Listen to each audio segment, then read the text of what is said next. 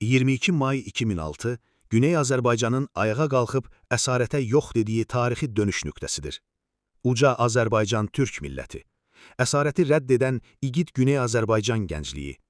22 may sadəcə təqvimdə qeyd olunan bir tarix deyil. O, susturulmaq istənilən bir millətin milli dirçəliş manifesti. Fars şovinizminin sömürücü divarlarını titrədən milli qürur alovumuzdur. Bu şanlı gün İrançılıq məfkurəsinin Güney Azərbaycanda həm siyasi, həm də mənəvi cəhətdən yerlə yeksan edildiyi və bütöv bir millətin biz varıq və var olacağıq deyərək tarixi hayqırışını dünyaya elan etdiyi dönüş nöqtəsidir. 20 il öncə Təbrizdən Urmuya, Ərdəbildən Zəncana, Sulduzdan Xoya və Tehrana qədər meydanları lərzəyə gətirən milyonlar yalnız irqçi bir mətbuat təhqirinə qarşı yürümürdü. Millətimiz 10 illərlə davam edən assimilyasiya, farslaşdırma, iqtisadi talan, milli kimliyin inkarı və sistemli müstəmləkəçilik siyasətinə qarşı öz qəti hökmünü verirdi. O gün meydanlarda yüksələn haray haray mən Türkəm, Azərbaycan yatmayıb, öz bilini atmayıb və Azərbaycan yaşasın kimi haraylar adi şuarlar deyil, bir millətin varlıq andı idi.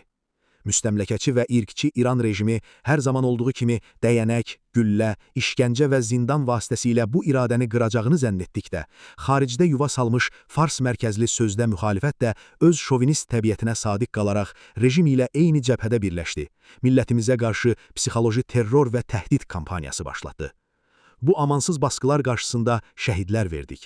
Gənclərimiz zindanlarda ağır işgəncələrə məruz qaldı.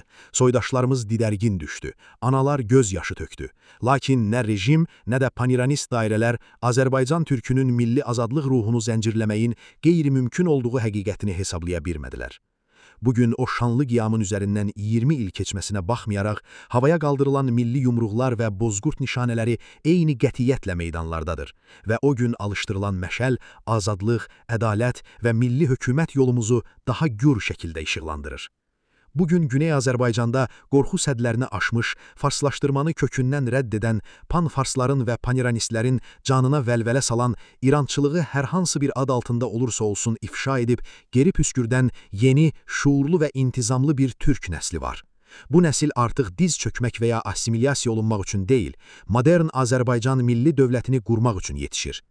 Biz bütün dünyaya və regional güclərə açıq şəkildə bəyan edirik ki, Güney Azərbaycanda Azərbaycan Türk milləti başqasının torpağında gözü olmayan, lakin öz tarixi vətənində öz dili ilə, öz bayrağı ilə və öz suveren iradəsi ilə yaşamaq əzmində olan bir xalqdır. Bu, beynəlxalq hüququn tanıdığı ən təməl milli haqqımızdır. Çünki bir millətin dilini yasaqlamaq, tarixini saxtalaşdırmaq, kimliyini təhqir etmək və sərvətlərini talamaq, qorxu içində olan və çökməyə məhkum imperiyaların tətbiq etdiyi bəşəriyyətə qarşı cinayətdir. Azərbaycan türkü əsarətlə və İrançılıq ideologiyası ilə əsla barışmayacaq. Bu müqəddəs milli mübarizəni emosiyalarla deyil, dağınıqlığı rədd edərək strateji ağıl, milli təşkilatlanma və sarsılmaz birlik qalxanı ilə zəfərə daşıyacaq.